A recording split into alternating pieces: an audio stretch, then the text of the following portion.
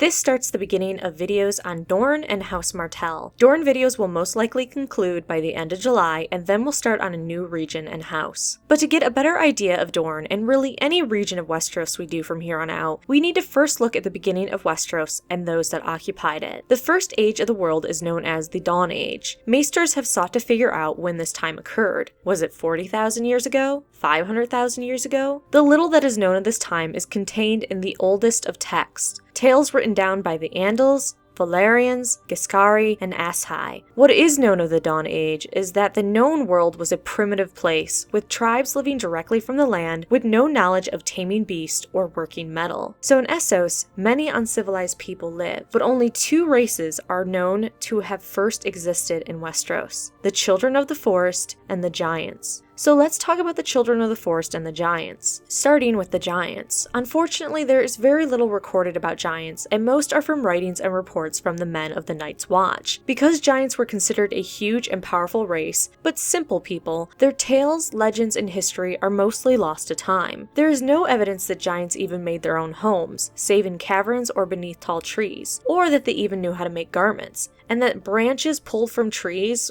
were the extent of their tools and weapons. There is also no evidence that they worked fields. Men of the Watch claim that wildlings told tales of giants living uneasily around the Children of the Forest, since the giants were ranging and taking what they wanted, and the Children of the Forest didn't like that. Rangers of the Night Watch claim that giants are covered in thick fur and not the very large men the nursery tales hold. However, burials by the giants have been found by maesters, and through estimation and analysis of the bones, some maesters claim the largest giant could reach 14 feet, though they were more likely around 12 feet. Giants of the Dawn Age have no known kings or lords.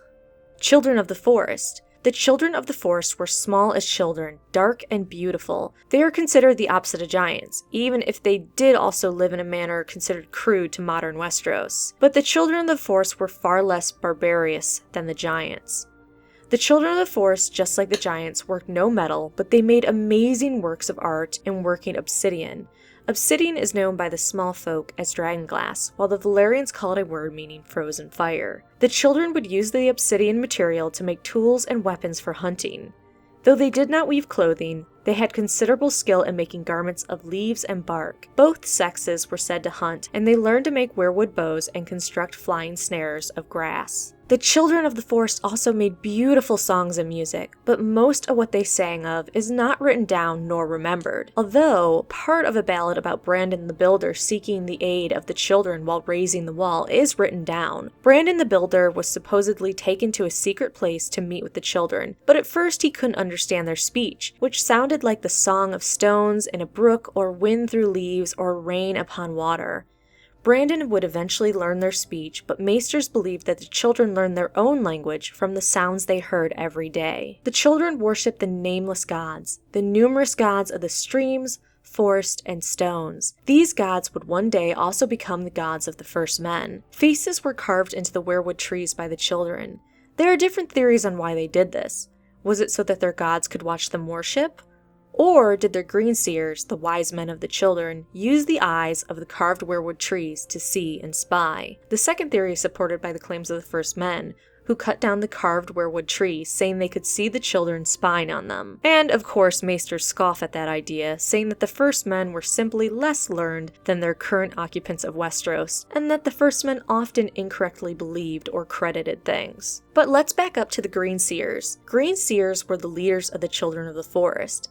Maesters tend to agree that the greenseers could see events at a great distance and communicate across half the realm. Sept and Barth even stated that the Children of the Forest could speak with ravens and could make them repeat words, which helped in spreading messages great distances. Even though maesters today cannot speak to ravens, maesters do understand ravens, such as their purposes of cawing and rasping, but they still suspect greenseer abilities were mostly from false tales and not actual truth. Legend suggests that the greenseers could even see into the past and far into the future, but the maesters also think this is another false tale. Maesters further discount their abilities by saying that green seers could not actually change their forms into beast, but they were perhaps capable of communicating with animals in a way that isn't currently achievable. And Maesters believe that, due to the green seers being able to communicate so well with animals, that the skin changer legends were born. These skin changers were reported mostly by the men of the Night's Watch, and recorded by the Septons and Maesters at the Wall, who claim that the skin changers could not only communicate with the animals, but also control them by having their spirits mingle. It is said that a skin changer can lose themselves in their beast, and that the animals can speak with a human voice when the skin changer controls them. Almost all tales state that the most common skin changer were men who controlled wolves and direwolves. These skin changers were given a special name among the wildlings, wargs. And while we know that people can warg, the Maesters are still out on whether they think that the green seers actually had that ability.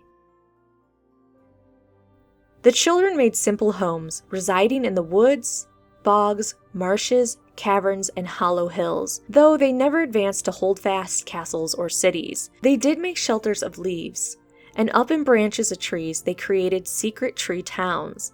This was most likely done to protect them against predators such as shadow cats and direwolves. However, a lot of sources say that the children didn't fear the cats or wolves, but the giants. What's added to that theory is that giant burials have been found with obsidian arrowheads found in the remains of their ribs. But even if the children of the forest and the giants were enemies, they would soon discover a larger threat: the coming of the first men. The first men would come over to Westeros anywhere between 8,000 and 12,000 years ago in the southernmost reaches of Westeros. These new people would cross a strip of land that bridged the narrow sea and connected the eastern lands with the lands that the giants and children of the forest occupied. Through these connected lands, which currently is fragmented and called the Broken Arm, the first men left their homelands for unknown reasons and came by the thousands to Westeros to settle the lands. Eventually, the first men would push further and further north. Perhaps in a few short years they reached beyond the neck and into the north, but most likely it took the first men decades to centuries to get that far. The presence of the first men led to tensions and fighting between them and the children of the forest. The first men farmed the land, raised up ring forts, villages, and chopped down weirwood trees, including those with the carved faces. The children retaliated for this, and for hundreds of years the first men and children were at war. Unfortunately for the children, the first men brought horses, cattle, strange gods, and were significantly larger than the children. The wood dancers, the hunters among the children of the forest, attempted to stop the first men with their secret arts of tree and leaf, but they only managed to slow the first men down. The green seers also used their abilities to call beasts of the marsh, forest, and air to fight for them, including direwolves, snow bears, cave lions, eagles, mammoths, serpents, and more. But the first men were too strong, which led to the children performing a desperate act. At one point in the war between the children of the forest and the first men, legend claims the green seers caused great floods to break the land bridge that is now the Broken Arm, and that the neck was made into a swamp when they gathered at Moat Cailin to attempt dark magic. The green seers had gathered in hundreds and called upon the old gods with song and prayer and sacrifice. One version of the story states 1,000 captive men were fed to the weirwoods, while others claim they used the blood of their young. As they performed their magic, all of Westeros shook and trembled as the old gods stirred and giants awoke in the earth. Great cracks appeared in the earth, and hills and mountains collapsed and were swallowed up. The seas then came rushing in, and the arm of Dorne was broken and shattered by the water, destroying the bridge between Essos and Westeros. But again, Maesters like to rain down on everyone's parade, and state that since breaking the arm would do little to slow the progress of the current first men in Westeros, that the breaking of the arm and the swamps of the neck are most likely caused by natural events. This most likely took centuries and was caused by a series of long, hot summers and short, warm winters that melted the ice in the frozen lands beyond the Shivering Sea, causing the ocean to rise. It wouldn't be the first time in the known world history that parts of the land disappeared into the ocean. Finally, after generations of war, the children of the forest realized they couldn't win against the first men, and they reached out for peace. The first men, most likely tired from years of war, also wanted to come to peace. They met on the Isle of the God's Eye to form a pact. The children would give up all the lands of Westeros, except the deep forest, with the promise that the first men would no longer cut down the weirwoods.